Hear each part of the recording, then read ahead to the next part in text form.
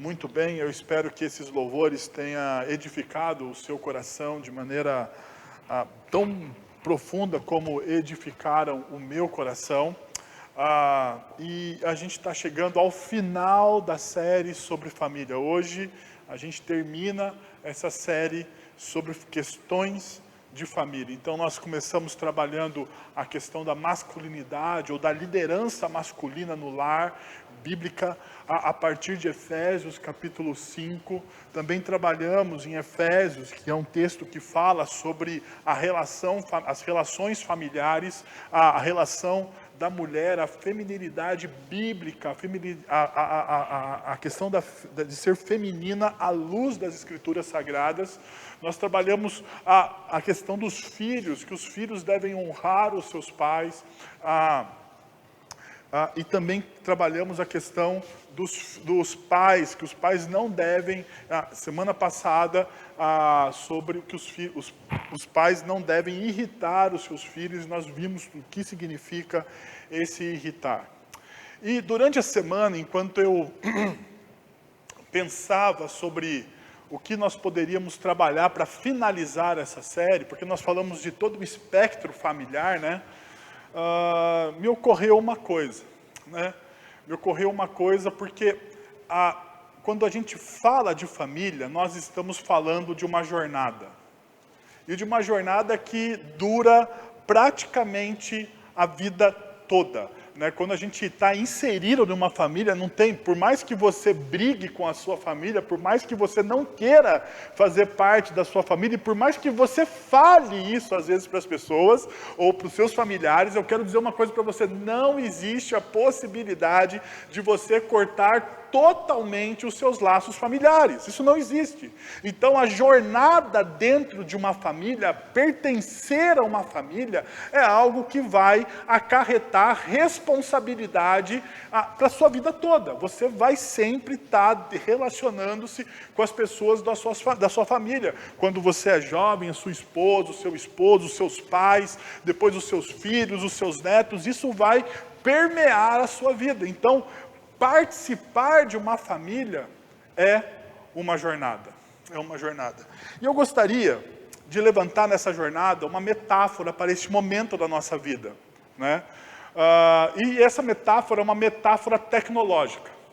Porque toda vez que o seu computador dá um tilt, você usa 3 teclas, né? E eu vou mostrar para vocês essas 3 teclas. Toda vez que o seu computador dá um tilt, você vai e entra e usa essas 3 teclas, Ctrl, Alt e Del. Você clica simultaneamente, todo mundo sabe disso. Deu tilt no computador, você não sabe o que fazer, a máquina está travada, o que você faz? Você faz Ctrl, Alt, Del, né? Por exemplo, agora se você olhar para a minha tela, deu um tilt aqui, Juca, eu nem sei o que aconteceu, se é a bateria ou se não é. Eu acho que tem que pegar a bateria ali do computador, mas olha, quando você olha para um computador e acontece isso exatamente o que aconteceu comigo, nesse instante, a única coisa que você tem a fazer é colocar o Ctrl, Alt, Del. E a pergunta é, o que acontece quando você clica Ctrl, Alt, Del na sua máquina? O que acontece? Você pega a sua máquina e ela se reinicia. Eu vou pedir um favor, Gustavo, por favor, pega lá a bateria o carregador do meu computador, porque foi exatamente isso que aconteceu, e traz para mim aqui, está aí dentro dessa bolsa, isso mesmo. Então deu um tilt aqui, gente, deixa eu pegar um negócio aqui. Olha, eu vou dizer, nunca aconteceu isso antes. Obrigado. O Juca vai preparar ali coisas da tecnologia, né? Obrigado, Juca.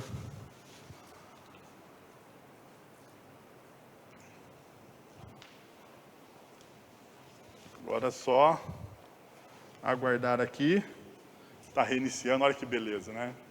Nada, pensei que tinha sido algo pior, né? Ainda bem que foi a bateria, né? Imagina se fosse algo mais complicado do que a bateria. Já pegou aí? Tá aí já, Juca? Deixa eu ver. Não está na sua rede. Eu vou botar aqui na rede. Eu acho que daqui a pouquinho aparece por aí. Então, vamos lá.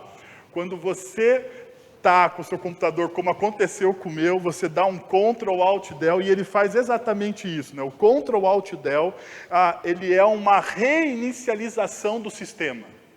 Você pode trabalhar por trás do sistema. O sistema parou, você põe Ctrl Alt Del, abre uma caixa de diálogo e você pode fazer o quê? Finalizar alguns processos que estão emperrando a sua máquina. E deixa eu te falar uma coisa. Muito desses processos que emperram a nossa máquina, o nosso computador, o nosso hardware, é culpa nossa. Nós instalamos no nosso computador, na nossa máquina, muitas coisas que nós realmente não precisamos. Não precisamos. Nós vamos instalando, nós vamos colocando, porque às vezes nós achamos que são interessantes, mas quando a gente olha, né, por trás daquele hardware, você percebe que aquilo acabou corrompendo a sua máquina. Isso acontece muito com a gente. Mas deixa eu te falar uma coisa, como eu estou fazendo uma metáfora, muitas vezes a gente também traz para a nossa vida coisas que acabam poluindo os nossos relacionamentos, travando os nossos relacionamentos. E nós, então, precisamos reinicializar os nossos relacionamentos. Perceba, as nossas relações, precisamos aprender a zerar situações em que os desencontros, as ofensas, os maus entendidos tornam-se infindáveis. Muitas vezes, a melhor alternativa é simplesmente optar com o coração por reiniciar o sistema, oferecendo à pessoa uma nova chance e ao relacionamento um novo tempo. Talvez seja isso que a gente precise fazer dentro dos relacionamentos familiares. Nós corrompemos, nós colocamos muitas coisas acima dos relacionamentos. Sabe uma coisa que esse tempo de pandemia me fez refletir? Que muitas das coisas que nós fazemos, nós não precisamos fazer. Que muitas das coisas que nós queremos, muitas vezes nós de fato não precisamos dessas coisas. Até pouco tempo atrás, a nossa cidade deu um passo para trás, né, naquele plano de reabertura do comércio. Então, nós estávamos na fase laranja. Agora, infelizmente, né, pelo crescimento dos casos do Covid-19 na nossa cidade, nós voltamos à fase vermelha. Mas quando começou essa fase laranja, os shoppings reabriram, fazia-se praticamente 90 dias que nós, sorocabanos, não entrávamos em um shopping. E perceba, você sobreviveu. Fazia 90 dias que você não entrava em uma loja de sapato, em uma loja de roupas, em uma loja de tecnologia. Você fazia 90 dias que você não passeava no shopping, fazia 90 dias que você não comia naquele restaurante do shopping que você gosta tanto, ou não entrava num cinema. E deixa eu te dizer uma coisa, você sobreviveu. E pelo contrário, você achou outras coisas tão interessantes e tão importantes como fazer aquilo que você fazia antes dessa pandemia. E pasmem, muitas das coisas que nós aprendemos a fazer dentro dessa pandemia foi nos relacionarmos mais profundamente com as pessoas que estão na nossa casa. Porque chegou uma hora que o celular, que entrar na rede social, que pegar o seu celular e digitar, já não te dava mais o que prazer, porque você fez aquilo exacerbadamente. E a única coisa que te restou foi conversar com a pessoa que estava ao seu lado. Foi aprofundar o seu relacionamento. Então perceba uma coisa, muitas vezes nós trazemos para a nossa jornada de vida, para a nossa jornada espiritual, para a nossa caminhada, coisas que realmente não são importantes. E eu diria, algumas dessas coisas que nós trazemos são altamente desprezíveis. Elas poderiam ser desprezadas, elas poderiam ser deletadas. Mas deixa eu voltar um pouquinho para aquilo que nós estávamos falando no começo. Neste momento, talvez, uma das coisas mais importantes que nós poderíamos fazer hoje seria dar uma reinicialização dos nossos relacionamentos. Porque, afinal de contas, Relacionamento é uma coisa que fere. C.S. Lewis, ele diz uma coisa muito interessante no livro Os Quatro Amores. Eu vivo citando isso, porque eu tenho certeza que é uma grande verdade que Lewis diz a respeito dos relacionamentos. No livro Os Quatro Amores, o C.S. Lewis, ele diz o seguinte: se você der o seu coração a qualquer coisa, seja uma pessoa, seja mesmo até um animal, o seu coração vai ser quebrado, o seu coração vai ser decepcionado, porque tudo dentro de um relacionamento, muitas vezes, te leva o quê? A decepções. Te leva. As pessoas fracassam. As pessoas erram.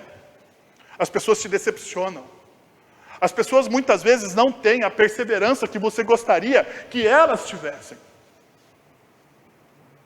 E preste atenção no que eu disse. Você percebe nas pessoas, você critica nas pessoas a perseverança que você gostaria que elas tivessem. Porque muitas vezes nos nossos relacionamentos nós sempre estamos olhando para fora e nunca olhando para dentro do nosso coração. Então talvez seja um momento de você dar um Ctrl Alt Del dentro desses relacionamentos e zerar algumas coisas. Perdoar algumas coisas, ter um novo início. Então, qual seria um texto bíblico que talvez nos ajudasse nessa caminhada? E como eu creio que esses relacionamentos são uma jornada, eu gostaria de convidar você a ler um salmo de peregrinação, um salmo de jornada, que é o salmo de número 126. E você vai olhar para esse salmo e vai dizer assim: mas Wellington, esse salmo não fala a respeito nada de família, tinha outros salmos, o salmo 128, o salmo 120 e poucos. Por que você escolheu o salmo 126? Porque o salmo 126, ele fala de reinícios. Porque o salmo de 126, ele fala de uma jornada onde existe decepção. Porque o Salmo 126, ele fala que se você quer entrar em uma jornada, você precisa ter perseverança. Então deixa eu te falar uma coisa, se todo relacionamento é uma jornada, uma das coisas mais importantes que você precisa ter dentro dos seus relacionamentos é perseverança. E o Salmo 126 me ensina exatamente isso. Mas antes de eu adiantar os assuntos, vamos ler o Salmo. Diz o seguinte: quando o Senhor trouxe os cativos de volta a Sião, foi como um sonho. Então, a nossa boca encheu-se de riso e a nossa língua de cantos de alegria. Até nas outras nações se dizia: o Senhor fez coisas grandiosas por este povo. Sim, coisas grandiosas fez o Senhor por nós, por isso estamos alegres. Senhor, restaura-nos, assim como enche os leitos dos ribeiros do deserto. Aqueles que semeiam com lágrimas, com cantos de alegria colherão. Aquele que sai chorando enquanto lança semente, voltará com cantos de alegria, trazendo os seus feixes. E uma das primeiras coisas que eu gostaria de mostrar para você é que esse salmo, o Salmo 126, ele está dividido em duas partes. Primeiro, dos versos de 1 a 3, está no passado. Os versos de 1 a 3 falam de coisas que Deus realizou para aquele pelo salmista no passado. E os versos de 4 a 6, ele fala do presente. Então, uma das coisas que nós precisamos, quando nós estamos lidando com a nossa jornada, é ter em mente aquilo que Deus já fez no passado pela gente. E é isso que esse salmista está fazendo. Mas eu gostaria então de tirar alguns princípios para a nossa jornada diária dos relacionamentos da nossa vida dentro do Salmo de número 126. Primeira coisa que eu gostaria de mostrar para vocês é a seguinte: o novo tempo em nossas vidas, esse Ctrl Alt Del, esse novo momento, essa reinicialização do sistema que a gente precisa dar na nossa vida, tem como origem a ação de Deus. Tem como origem a ação de Deus. Perceba o que diz o Salmo 126, dos versículos de 1 até o versículo de número 2. Quando o Senhor trouxe os cativos de volta a Sião, foi como um sonho. Então a nossa boca se encheu de riso e a nossa língua de cantos de alegria. E eu gostaria de primeiro sublinhar essa frase: quando o Senhor trouxe os cativos de volta a Sião. Eles passaram, e provavelmente isso é um salmo do tempo pós-exílico. Quando Israel foi capturado pelos babilônios, pelos assírios, e eles foram levados cativos para uma outra nação, esse salmo fala desse período. Quando o Senhor trouxe os cativos de volta ao seu lar, de volta a Sião. Daí ele fala, era como sonho. Nós tínhamos um riso de alegrias. Nós tínhamos risos, nós estávamos cheios de alegria. Mas perceba, uma das melhores traduções, ou a tradução mais literal dessa primeira parte do versículo é: quando o Senhor mudou a nossa sorte. Quando o Senhor mudou a nossa sorte. Perceba que o agente de mudança não está em mim. O agente de mudança não está no salmista. E uma das minhas preocupações quando nós chegamos ao final dessa série, é a gente achar que o agente de mudança da minha família, dos meus relacionamentos, sou eu. Que se eu fizer um esforço sobrenatural, as coisas da minha família, as coisas da minha casa, os meus relacionamentos interpessoais, eles vão ser transformados pelo meu esforço. Mas isso não é uma verdade. Sim, você precisa se esforçar e logo mais nós vamos falar sobre isso. Mas a primeira coisa que você tem que ter na sua mente é que tudo começa na ação graciosa de Deus sobre a sua vida. Que tudo começa pelo amor de Cristo Jesus, pela graça concedida a você. E isso não é algo que é seu, mas é dele. Ele está despejando graça, ele está despejando amor sobre a sua vida e sobre a vida da sua família. E quando você reconhece essa ação de Deus, perceba as consequências. Ele vai dizer, era como um sonho. Quando o Senhor vem e muda a minha sorte, quando o Senhor entra, quando o Senhor intervém na minha vida, eu fico como aquele que sonha. Quando o Senhor vem, muda a minha sorte, intervém na minha vida, a minha boca se enche de riso. Quando o Senhor vem, muda a minha sorte, transforma a minha vida, a alegria entra no meu canto. Perceba as ações. O agente de tudo, o agente do sonho, o agente do riso, o agente da alegria, é o Senhor. É o Senhor. Um dos grandes problemas é quando o agente do sonho, o agente da alegria, o agente do nosso riso, ou do nosso sorriso, não é o Senhor. Um outro salmista, ele diz, a alegria do Senhor é a minha força. O prazer do meu coração está no Senhor. Perceba que o agente do salmista não são as coisas que estão à volta dele, o agente causador de sonhos, o agente causador da alegria e do riso é o Senhor. E eu gostaria de fazer então uma pergunta para você: qual é o agente causador, aquele que causa alegria, segurança ao seu coração, aquele que te faz sonhar, aquele que te dá alegria, que faz você sorrir? Porque se o seu prazer não estiver no Senhor, vã é a sua vida. Se o seu prazer estiver nas coisas que são descartáveis da nossa vida, se o seu prazer entrar em um shopping center, depois de 90 dias e achar que você está vivo porque você entrou em um shopping center, me desculpa, a sua alegria não está no Senhor.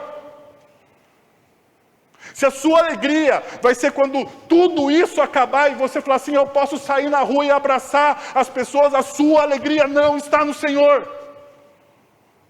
Porque a nossa alegria que está no Senhor, ela se revela nesses momentos de dificuldade, de luta e de dor. E é isso que o salmista está falando.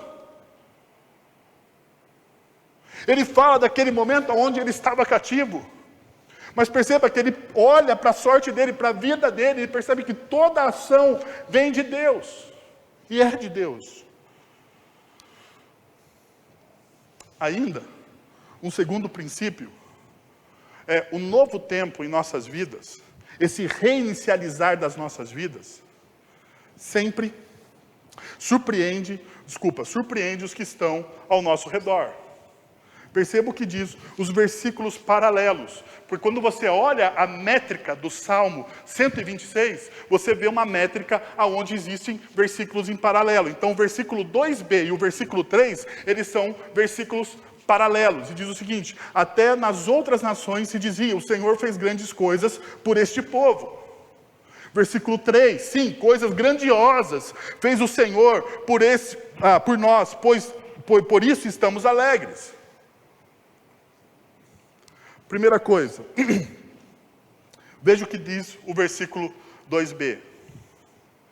Até nas outras nações se diziam. Até nas outras nações se falava. Até nas outras nações se louvava. Até nas outras nações era percebido a ação de Deus sobre a vida daquele povo. E essas outras nações diziam, o Senhor fez coisas grandiosas por este povo. Perceba que quando Deus nos abençoa, isso é um ato de missão de Deus na vida do povo que está à nossa volta. E isso é um redimensionar das bênçãos. Sabe por quê? Porque na nossa sociedade, na nossa cultura altamente individualista, a gente acha que a bênção de Deus é para nós. E deixa eu te dizer uma coisa, se você não sabe, deixa eu te dizer uma coisa. Deus te abençoa para você ser testemunho do que Ele faz na sua vida. É por isso que Deus te abençoa. Deus não te abençoa porque você é um filho bonitinho, porque você é legalzinho. Não, Deus te abençoa porque através da bênção que Deus está te dando, essa bênção está servindo de testemunho para as pessoas que ainda não conhecem o nome dEle. É por isso que Deus te abençoa. Porque a bênção de Deus sobre a sua vida testemunha do quê? Do poder de Deus para aqueles que ainda não o conhecem. Percebeu? Porque muitas vezes a gente olha, nós somos altamente individualistas, e isso é um câncer na nossa espiritualidade. Porque a espiritualidade cristã verdadeira, ela não é individualista. A espiritualidade cristã verdadeira, ela está olhando para uma comunidade. Perceba, quando Deus chama Abraão, Ele não chama um homem para fazer dele uma bênção para ele mesmo. Segundo Gênesis capítulo 12, quando Deus chama Abraão para ele ser uma bênção para quê? Para as outras nações. Quando Deus coloca Israel onde Ele coloca Israel naquele lugar para quê? Para ele ser bênção para outras nações. Por quê? Porque não é algo individualista. A nossa sociedade ocidental reduziu a bênção de Deus a algo individual. Eu sou o abençoado. E eu só quero as bênçãos de Deus para mim. Não é assim. As bênçãos de Deus, aquilo que Deus faz na minha vida, me conduz à missão. Aquilo que Deus dá para mim, os livramentos de Deus, servem para que eu testemunhe às pessoas que ainda não o conhecem, sobre o seu nome, o seu poder, a sua graça e o seu amor. Perceba que no versículo 3, o salmista diz o seguinte: sim, coisas grandiosas fez o Senhor por nós, por isso estamos o quê? Alegre. O coração dele se enche do quê? De gratidão. Então a gratidão se torna uma moldura para a vida daquele salmista. Não tem coisa mais poderosa na vida de alguém do que o sentimento de gratidão. Porque a nossa gratidão pelo amor que Deus nos dá constrange as pessoas que estão à nossa volta.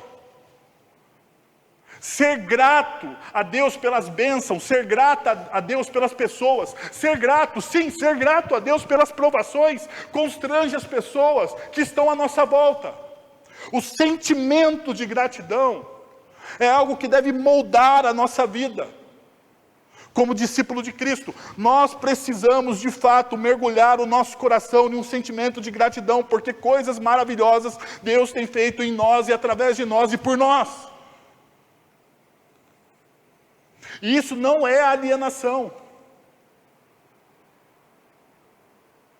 Isso é um exercício de fé, porque ser grato é olhar como Paulo em Filipenses, capítulo 2, quando ele diz, eu aprendi o segredo do quê? Eu aprendi o segredo da felicidade, eu aprendi o segredo do contentamento. Eu sei viver sob qualquer situação, eu sei viver quando eu tenho muita coisa, eu sei viver quando eu tenho pouca coisa, e a gratidão é a moldura do meu coração. Agora deixa eu te dizer uma coisa para você. Muitas vezes, nós não experimentamos integralmente a bênção de Deus sobre nossa vida, sobre nossas vidas. Sabe por quê? Porque nos falta gratidão. Nos falta um olhar de gratidão por aquilo que Deus já tem construído. Ou por aquilo que Deus já fez. Porque na nossa espiritualidade individualista, consumista, que é uma marca da nossa sociedade, nós somos altamente individualistas e altamente consumistas. E sabe qual que é o problema do consumismo? Nunca está o quê? Nunca está bom. Por mais que você receba de Deus, nunca está bom, você sempre quer mais, E essa espiritualidade demoníaca da prosperidade faz isso com a gente. Nunca está bom. Deus sempre tem que devolver mais para você, porque afinal de contas, se você deu, Deus tem que devolver. E isso passa para os nossos relacionamentos. Perceba como não existe gratidão dentro dos nossos relacionamentos nas nossas casas. Tem filhos que são altamente ingratos com seus pais. Os pais investem nos seus filhos, dão a vida por seus filhos, dão escola, dão educação, e os filhos falam que eu preciso de mais. Isso é consumismo, é antibíblico e é demoníaco. Mas os nossos filhos estão mergulhados no quê? Nesse consumismo. E a culpa é nossa. Mesmo no relacionamento entre marido e mulher, quantas vezes o consumismo não toma conta? E as pessoas não são gratas. As pessoas só olham para o defeito da outra pessoa. E o fato de você ter um olhar crítico, não me venha com essa desculpa, não, eu sou assim mesmo, eu sou crítico. Não é, é que o seu coração é altamente consumista. E você só deseja o melhor para você, mas você não entrega o melhor para os outros. Porque isso é uma característica das pessoas altamente consumistas.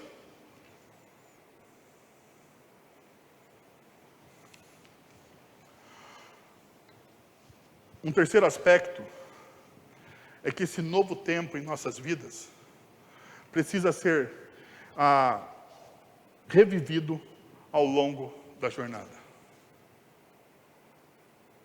Um terceiro aspecto é que essa reinicialização, essa renovação do nosso coração precisa ser revivido ao longo da nossa jornada. E perceba, verso de número 4. Começa o pedido. Ele faz um momento de louvor, de adoração.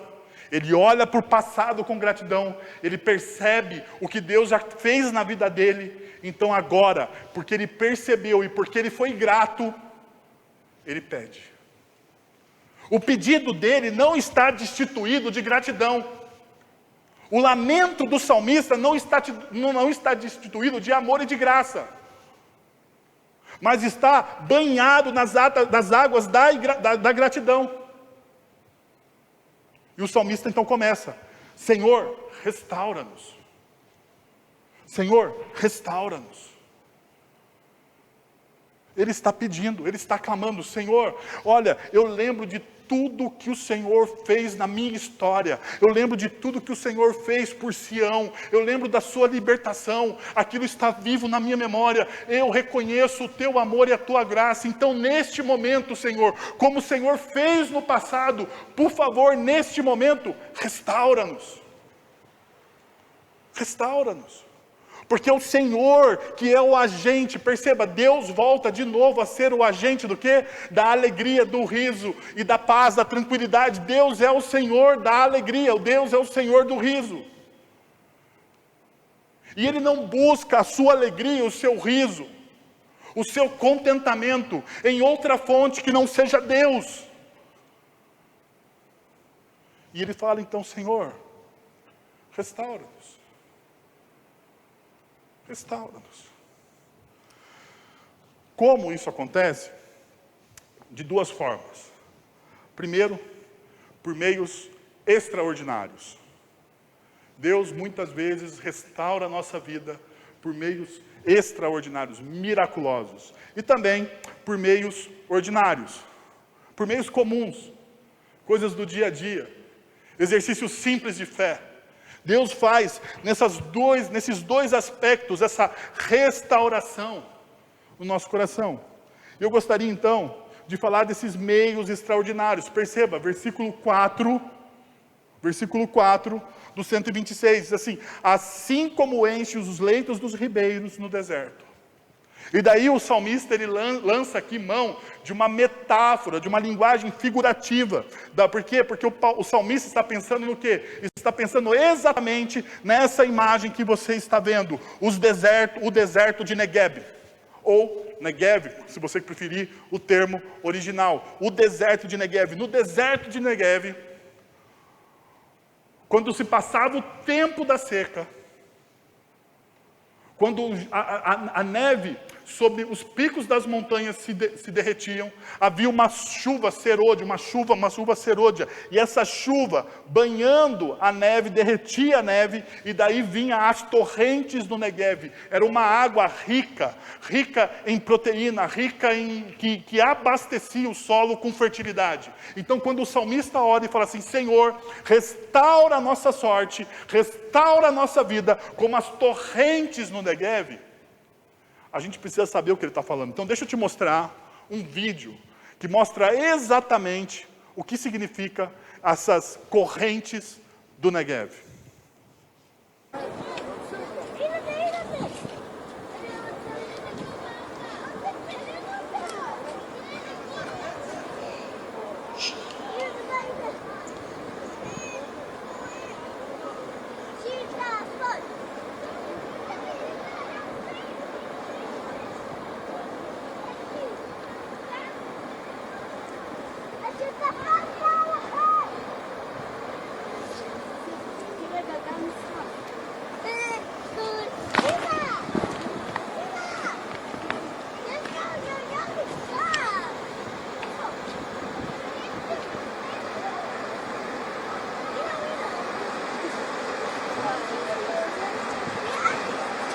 Pode parar aqui?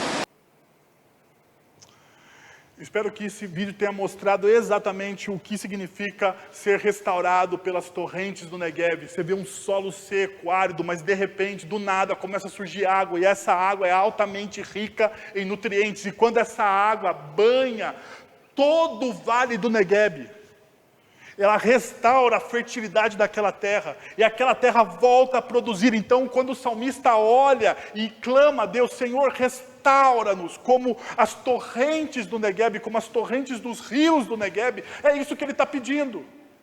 Ele está olhando para a vida dele e está dizendo, eu estou em uma seca, eu estou me sentindo seco como um deserto, e eu preciso ser renovado pelo seu poder, eu preciso ser renovado pela tua graça, pela tua misericórdia. Foi isso que Cristo Jesus fez na cruz do Calvário por nós. Nós estávamos secos, nós estávamos mortos em nossos delitos e pecados, e Cristo, Ele entra na história, Ele restaura, Ele traz esse ministério da reconciliação, Ele muda a nossa história, Ele muda a nossa vida, Ele cria em nós vida, porque é isso que Jesus faz. Jesus, Ele cria em nós, por isso que é o que Jesus diz em João capítulo 4. Se você experimentar da água que Jesus tem para você beber, você vai fluir de você, vai fluir rios de águas vivas. Mas existe também os meios ordinários. E o Salmo 126, no versículo 5, versículo 6, diz sobre isso. Aqueles que semeiam com lágrimas, com cantos de alegria colherão. Aquele que sai chorando enquanto lança a semente, voltará com cantos de alegria, trazendo os seus feixes. Perceba duas coisas: perseverança que gera fruto. Perseverança que gera fruto. Olha, aqueles que semeiam com lágrimas, linhas em paralelos. Perceba a poesia hebraica. Aqueles que semeiam com lágrimas, aqueles que saem chorando enquanto lançam a semente, linhas em paralelos. Com cantos de alegria colherão, voltará com cantos de alegria trazendo os seus feixes. Perseverança. Deus muitas vezes usa de meios extraordinários para restaurar a fertilidade da nossa vida. Mas Deus também usa de meios ordinários. E esses meios ordinários têm a ver com aquilo que nós chamamos de santidade, da nossa perseverança, a perseverança dos santos. Que é lógico, é algo que Ele também nos dá. Ele cria esse sentimento de perseverança. Mas tem a ver também, de certa maneira, e isso para nós é um mistério, é uma forma da gente também participar daquilo que Deus está fazendo na nossa história. Então perceba, Ele cria esses dois paralelos, e fica muito claro, quando a gente olha para esses paralelos, da seguinte forma: semear e colher, colher e alegrar-se, sementes e feixes. E a grande pergunta, que talvez quando você olha para esse salmo, e olha para essa parte que nós estamos estudando neste momento, talvez você precise fazer uma oração de restauração da sua vida. Senhor, restaura-me. Restaura-me porque a minha vida parece um deserto. Restaura-me, Senhor, porque eu perdi a alegria. E eu não produzo absolutamente nada. Eu não sei como alguém que diz que ama a Deus não produz alegria. Eu não sei como alguém que diz que ama a Deus e não produz um discípulo. Eu não sei alguém que diz que ama a Deus e não é generoso. Eu não sei como alguém que diz que ama a Deus e não ama o seu irmão. E o apóstolo João diz na sua primeira carta que se essa pessoa diz que ama a Deus que não vê e odeia o seu irmão, ele é mentiroso. Então deixa eu dizer uma coisa muito séria para você. Se não existe frutos de perseverança, de amor, de graça, de misericórdia na sua vida, você talvez não tenha passado por uma experiência de encontro real com Cristo Jesus. Se a sua vida não reflete essa graça, se a moldura da sua vida não é a gratidão, aquilo que Deus está fazendo na sua história, talvez hoje seja um tempo de você pedir restauração. Ou seja um tempo de você falar assim: Senhor, por favor, me encontre. Porque, deixa eu te dizer uma coisa, não é você que encontra o Senhor, é Ele que te encontra. É Ele que te encontra na sua história. Foi Ele que me encontrou, é Ele que vai te encontrar também. Talvez seja o momento de você pedir por esse encontro. Então, eu quero convidar vocês a 2 movimentos, neste momento, na nossa espiritualidade. Primeiro, peça para que Ele, restaure sua vida e família. Nós falamos sobre muitos princípios. E eu concordo com você, alguns princípios doloridos, desafiadores. Mas talvez seja o momento de você pedir por ele restauração. Senhor, por favor, restaure em mim essa perseverança, para eu ser o melhor esposo, o melhor filho, o melhor pai. Restaura-me, Senhor, porque eu estou cansado. Restaura-me porque a minha vida parece mais um deserto e eu preciso das torrentes, das águas do Espírito Santo sobre mim. Restaura-me, Senhor. Segundo, tome hoje uma decisão de sair, semear e perseverar. Isso tem a ver com a sua santidade, com o seu coração, se tornar um coração perseverante. Eu gostaria de orar com você e por você. Senhor, nós estamos na Tua presença, Deus, e somos eternamente gratos pelo amor que nós encontramos através de Cristo Jesus na cruz.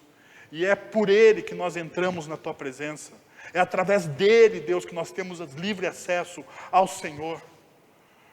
Pai, muito obrigado por aquilo que Jesus fez na cruz por nós, e através desse sacrifício da cruz, a Tua palavra diz que quando nós experimentamos de Jesus, quando nós experimentamos da água que Jesus nos dá, a nossa vida para de ser seca, para de ser infrutífera, para de ser uma vida ingrata, e torna-se, ó Deus, uma vida modelada, moldada pela gratidão.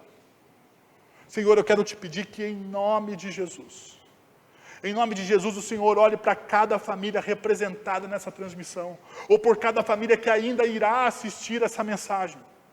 Eu quero te pedir, Senhor, que o Senhor os abençoe, que o Senhor os livre do mal, que o Senhor traga restauração, renovação, que o Senhor modele, ó Deus, com as Tuas mãos, assim como o Senhor fez na criação, o Senhor modelou o homem através da ação do Teu Santo Espírito, que o Senhor modele cada coração, Senhor, porque nós precisamos destes moldes, dessa modelagem Sua em nossa vida, para a nossa transformação, Senhor. Eu quero te pedir isso, Pai, em nome do Senhor Jesus. Nos traz a Tua paz, nos dá a Tua paz, nos dá a segurança do Teu amor. Porque muitas vezes, ó Deus, nós agimos com medo, mas a Tua palavra diz que aonde existe o verdadeiro amor, não pode subsistir o medo. Então eu quero te pedir, Senhor, faz a Tua obra na vida do Teu povo, que é chamado segundo o Teu nome. É em nome de Jesus que nós oramos ao nosso Deus e Pai misericordioso, pela ação do Santo Espírito em nossas vidas. Amém.